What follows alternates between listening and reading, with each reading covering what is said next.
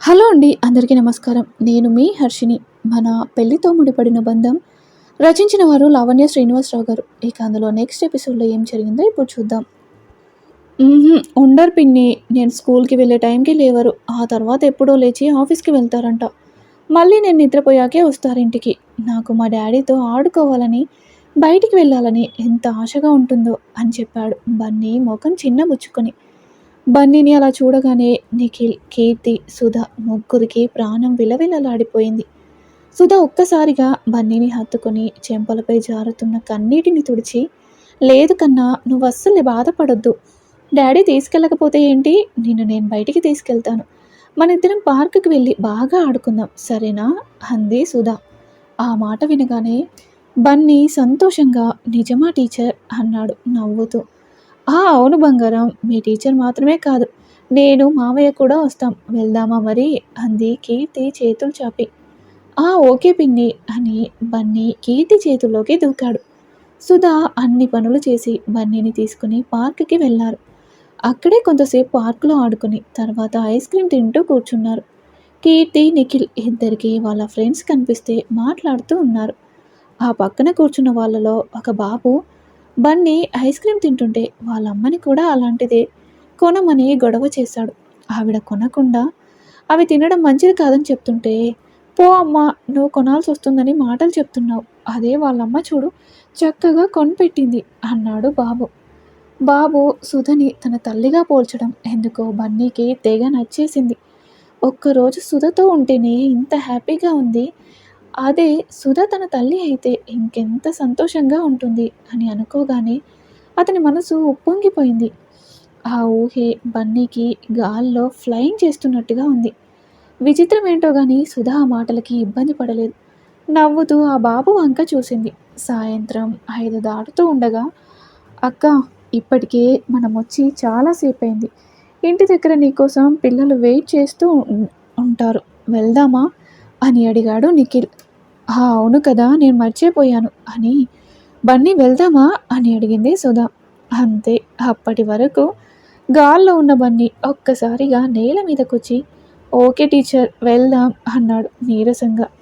సుధకి కూడా బన్నీ బాధపడుతున్నాడని అర్థమైనా ఏం చెయ్యలేక బలవంతంగానే తను ఇంటికి బయలుదేరింది.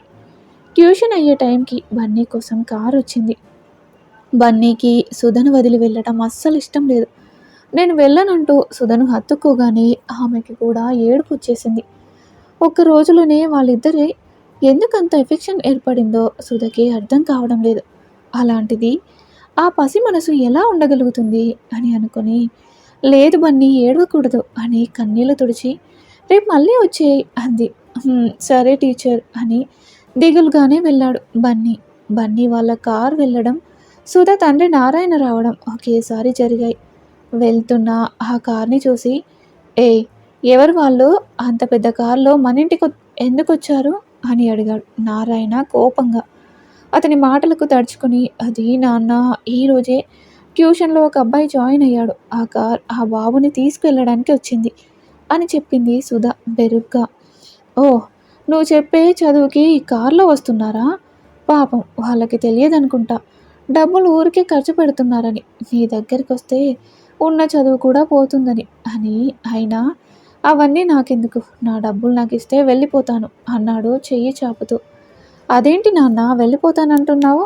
ఇప్పుడేగా వచ్చింది. అన్నం తిని పడుకోకుండా మళ్ళీ వెళ్తానంటావేంటి? లోపలికి రా అంది సుధ. ఆ మాటకి నారాయణ ఆవేశంగా, నేనెక్కడికి వెళ్తే నీకెందుకు? ఎప్పుడొస్తే నీకెందుకు? నీకు డబ్బులు ఇవ్వడం కష్టంగా ఉంటే చెప్పు. నేనిప్పుడే వెళ్ళిపోతాను. అంతేకానీ ఇలా నీతి వాక్యాలు చెప్పొద్దని నీకెన్నిసార్లు చెప్పాను అన్నాడు. ఏంటి నాన్న నువ్వు? అసలిప్పుడు అక్క ఏమన్నదని అంత కోపం? నువ్వు మమ్మల్ని పట్టించుకోకపోయినా ఇంటి బాధ్యతలు తీసుకొని అన్నింటినీ అక్కే చక్కబెడుతుంది. నువ్వు తనకేమీ సాయం చేయకపోగా తిరిగి మళ్ళీ డబ్బుల కోసం వెళ్ళిపోతాను అని చెప్పి బెదిరిస్తున్నావా? అయినా కూతురు దగ్గర చేయి చాచడానికి మీకు కొంచెం కూడా సిగ్గు వేయడం లేదా? అన్నాడు నిఖిల్. కొడుకన్న మాటలకు నారాయణకు ఎక్కడ లేని కోపం వచ్చి, ఏం కూసావురా అంటూ అతనిపై చెయ్యి చేసుకోబోతుంటే సుధ నిఖిల్కి అడ్డంగా వెళ్ళింది. దాంతో నిఖిల్కి పడాల్సిన దెబ్బ సుధకి తగిలింది. మధ్యలో సుధా వస్తుందని ఊహించని నారాయణ కూడా ఒక్కసారిగా షాక్ అయ్యాడు. సుధ చెంపపై పడిన చేతి గుర్తులను చూసి నాన్న అంటూ ఆవేశంగా అతని దగ్గరకు వెళ్తున్న నిఖిల్ను సుధా ఆగు తమ్ముడు అంటూ అడ్డుకుంటుంటే, ఏంటక్క నువ్వు ఎన్నని భరిస్తావు? నాన్న నిన్ను కొట్టే వరకు వచ్చినా సరే ఇంకా ఎందుకు నన్ను ఆపుతున్నావు అని అన్నాడు నిఖిల్ ఆవేశంగా. నిఖిల్ కోపంలో నువ్వు హద్దులు దాటి అన్నీ మర్చిపోతున్నావు. నీ ఎదురుగా ఉన్నది ఎవరనుకున్నావు? మన నాన్న, మనకు జన్మనిచ్చిన కన్న తండ్రి. ఆ విషయం గుర్తుపెట్టుకో అంది సుధ. గుర్తుంది కాబట్టి ఆయన నిన్ను ఎన్ని మాటలన్నా ఊరుకున్నాను. కానీ ఈరోజు ఆయన కూడా హద్దులు దాటి నీ మీద చేయి చేసుకున్నారు. అయినా సరే నువ్వు ఇంకా ఆయన్ని ఎందుకు సమర్థిస్తున్నావు అన్నాడు. ఎందుకంటే ఆయన మన తండ్రి కాబట్టి. మనకు జన్మనిచ్చిన మన నాన్నరా. మనకు ప్రేమాభిమానాలు పంచితేనే మన తండ్రి కాదు. ఆయనకి మనల్ని అడిగే హక్కు ఉంది కనుకే అడుగుతున్నారు. ఇప్పుడు ఒక దెబ్బ పడిందని నువ్వు ఇంతగా అరుస్తున్నావు. మనకు ఊహ తెలియనప్పుడు మనం ఎన్నిసార్లు ఆయనకి కొట్టుంటామో. అప్పుడు ఆయన నీలా కోప్పడి నిన్ను కొట్టలేదురా. మన దెబ్బలను కూడా ఆయన ప్రేమగా స్వీకరించారు. నాకు అమ్మ అన్నీ చెప్పింది నిఖిల్. నాన్న ఎందుకు ఇంతలా మారారో, ఆ పరిస్థితులు ఏంటో. అందుకే ఆయనంటే నాకు ఎప్పటికీ కోపం రాదు. ఆయన మీద గౌరవమూ తగ్గదు. మీరిద్దరు కూడా ఈ విషయాన్ని గుర్తుపెట్టుకోండి అని తమ్ముడు ప్రవర్తనకు క్షమించు నాన్న అని వెనక్కి తిరిగేసరికి నారాయణ బయటికి వెళ్ళిపోయాడు. సుధా ఆయన్ని వెతుకుతూ ఉంటే, నువ్వు మాట్లాడేటప్పుడే నాన్న వెళ్ళిపోయారక్క అని చెప్పారు నిఖిల్, కీర్తి. సుధా బుగ్గకి వెన్న రాస్తూ మమ్మల్ని క్షమించక్క, ఇంకెప్పుడు నాన్నని తక్కువ చేసి మాట్లాడడం అన్నారు. సుధా తమ్ముడిని చెల్లిని హత్తుకొని నన్ను అర్థం చేసుకున్నారు, చాలురా అని అంది. రోజులు గడిచే కొద్దీ బన్నీ సుధకి చాలా దగ్గరైపోయాడు. ఎప్పుడు బాధపడుతూ దిగులుగా ఉండేవాడు. ఇప్పుడు ఇలా నవ్వుతూ తుల్లుతూ తిరుగుతూ ఉంటే విక్రాంత్కి ఆశ్చర్యంగా ఉంది. కొడుకు సంతోషానికి కారణం ఏంటా అని ఆలోచిస్తూ ఒకరోజు తొందరగా వచ్చి బన్నీ కోసం వచ్చేటప్పుడు బోలెడన్ని బొమ్మలు తీసుకొచ్చాడు. వస్తూ వస్తూనే బన్నీ బన్నీ అని పిలుస్తూ ఉంటే, బన్నీ లేడు నాన్న అంది భానుమతి. లేడా? ఎక్కడికి వెళ్ళాడు గ్రాని అని అడిగాడు విక్రాంత్. ఎక్కడికి వెళ్తే నీకెందుకు లేనన్నా, వెళ్ళు, వెళ్ళి నీ ఆఫీస్ వర్క్ చూసుకో అంది భానుమతి. అదేంటి గ్రాని అలా అంటావు? నా కొడుకు గురించి నేను తెలుసుకోకూడదా అన్నాడు విక్రాంత్. కొడుకా? నీకు ఇప్పుడు గుర్తొచ్చాడా వాడు నీ కొడుకని? మరి ఇన్ని సంవత్సరాలు ఎక్కడికి వెళ్ళాడ్రా నీలో ఉన్న తండ్రి? నువ్వు ఒక్కసారన్నా దగ్గరికి తీసుకుంటావా అని వాడు ఎన్నిసార్లు నీ వంక ఆశగా చూశాడు. అప్పుడు లేని ప్రేమ ఇప్పుడెందుకు? వెళ్ళు, వెళ్ళి నువ్వు మనిషివి కాదు మిషన్వి అని అందరికీ తెలిసేలా పని చేసుకో అని భానుమతి వెళ్ళిపోబోతుంటే ఆమెకి అడ్డుగా నిలిచి, సారీ గ్రాని, ఇన్ని రోజులు జరిగింది మర్చిపోవడానికి నన్ను నేను బిజీ చేసుకున్నానే కానీ వాడిని పట్టించుకోకూడదని కాదు. కానీ ఎప్పుడు లేని ప్రశాంతత నాకిప్పుడు నా బన్నీ ముఖంలో సంతోషం చూశాక తెలిసింది. ఇన్ని రోజులు నేను ఏం మిస్ అయ్యానో నాకు తెలిసింది. అందుకే నేను ఇక వాడి ప్రజెన్స్ని మిస్ అవ్వదలుచుకోలేదు. వాడి ముఖంలో కనిపించే ఆ హ్యాపీనెస్ కోసం ఏ క్షణం ఏదైనా సరే చేయాలనుంది. ప్లీజ్ గ్రాని నన్ను అర్థం చేసుకో అని అనేసరికి ఇక ఆవిడ కూడా బెట్టు చేయకుండా, సరే, ఎంతైనా వాడు నీ కొడుకు, నీ కొడుకుని నువ్వు ప్రేమిస్తాను అంటే నేనెందుకు అడ్డు వస్తాను అని అంది. ఎప్పుడు విక్రాంత్ కోసం బన్నీ ఎదురు చూస్తుంటే ఈరోజు బన్నీ కోసం విక్రాంత్ ఎదురు చూస్తున్నాడు. ఆ ఎదురు చూపులోనే తన బాధ అర్థమై తనని తనే తిట్టుకున్నాడు విక్రాంత్. చివరికి అతని ఎదురు చూపులు ఫలించి బన్నీ వచ్చాడు. అతను రావడంతోనే ఎదురొస్తున్న తండ్రిని చూసి ఆశ్చర్యంగా బయటే ఆగిపోయి చూస్తుండిపోయాడు బన్నీ. బన్నీ ముఖంలో ఆశ్చర్యం చూసి, ఏమైందన్నా, ఎందుకు నన్ను అలా చూస్తున్నావు అని అడిగాడు విక్రాంత్. డాడీ, మీరేనా నేను చూస్తుంది? నిజమేనా లేక డ్రీమ్లో ఉన్నానా అన్నాడు బన్నీ.